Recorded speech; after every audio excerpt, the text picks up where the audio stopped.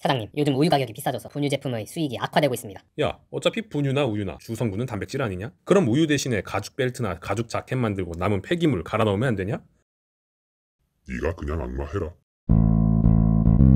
기업 입장에서 돈을 많이 벌려면 어떻게 해야 될까요? 근본적이고 핵심적인 답안은 당연히 제품을 많이 파는 것입니다만 그 다음 생각나는 방법이 바로 원가 절감입니다. 제품을 만드는데 최종 원가가 40원이 들고 100원에 팔아 60원을 남겼는데 연구를 통해 제품의 원가를 30원으로 낮춘다면 똑같이 100원에 팔아도 70원을 남길 수 있게 되는 것이죠. 짝퉁의 나라 중국에서는 이익을 남기기 위해서라면 되든 안 되든 원가 절감을 해버리는 경우가 정말 다반사였습니다. 도를 넘은 대표적인 사례가 분유입니다. 2004년 안후이성과 산둥성 인근에 가짜 분유가 유통되어 최소 50명의 영아가 사망하는 사건이 발생했습니다. 해당 가짜 분유에는 아기가 필요한 영양소의 6분의 1만이 함유된 것으로 드러났습니다. 심지어 해당 분유를 먹던 어떤 6개월생 남자아이는 출생 직후보다 몸무게가 덜 나가는 것으로 알려졌습니다. 태어난 직후 평균 3.3kg이던 남자 신생아의 평균 몸무게는 쑥쑥 자라서 6개월에는 약 7.9kg이 되어 2배가 넘어야 정상인데 가짜 분유를 먹었던 아이는 몸무게가 늘기는커녕 빠져버린 겁니다. 얼마나 배가 고프고 고통스러웠을지 짐작할 수가 없죠. 심지어 더욱 심각한 것은 2003년 5월에 성 정부가 이 사실을 알고도 조치를 취하지 않았다는 것입니다. 정확한 내막은 알 수 없지만 해당 회사로부터 뇌물을 받아 눈 감아주었을 것이라는 추측이 가능하죠. 중국 중앙정부는 소일코 외양간을 고치기 위해 책임이 있는 관련 공직자 97명을 기소하며 앞으로는 시중에 유통되는 유제품의 검사를 강화하기로 약속했습니다. 중국의 국가식품의약품감독관리총국은 질소측정법을 도입했죠. 질소측정법이 뭐냐? 정말 간단하게 설명드리면 단백질은 탄소, 수소, 산소, 질소로 이루어진 물질입니다. 지방이나 탄수화물이 탄소, 수소, 산소로만 이루어진 것에 반해 질소가 더 있는 거죠. 다들 아시다시피 우유나 분유의 핵심 성분은 단백질입니다. 제품의 질소를 측정하면 단백질이 얼마나 있는지도 간접적으로 측정이 가능한 것입니다. 제품 검사도 강화했겠다. 그 뒤로는 중국의 가짜 분유가 사라졌을까요? 그랬으면 애초에 이 영상을 만들지 않았겠죠. 2008년에 또 가짜 분유 사건이 발생했습니다. 이번 사건의 범인은 당시 중국의 분유업계 탑 산루라는 회사였죠. 이쯤에서 궁금증이 생길 수밖에 없습니다. 뭘 어쨌길래 그런 대기업의 제품이 중국 정부의 질소 측정법을 통과하고 시중에 풀렸을까 하고 말이죠. 산루사는 우유 함량을 줄이는 대신 멜라민이라는 물질을 넣었습니다. 멜라민은 탄소, 수소, 질소로 이루어졌으며 플라스틱이나 염료, 잉크, 접착제 등의 원료로 이용되는 공업용 화학 물질입니다. 다시 말씀드립니다. 식품 첨가제 따위가 아닌 공업용 화학 물질입니다. 멜라민을 허용 범위 이상으로 섭취하게 되면 신장이나 방광에 결석을 만드는 문제점이 생깁니다. 그런데도 돈에 미친 산루사는 분유에 우유 대신 멜라민을 듬뿍 넣었고 눈 가리고 아웅하는 식으로 질소 측정법 검사를 통과할 수 있던 것이죠. 그 결과 영유아 최소 10명이 사망하고 30만 명이 이상 증세를 겪게 됩니다. 이 소식을 입수한 이웃나라에서 중국산 유제품과 식료품에 대한 수입 금지 조치가 내려지곤 했죠.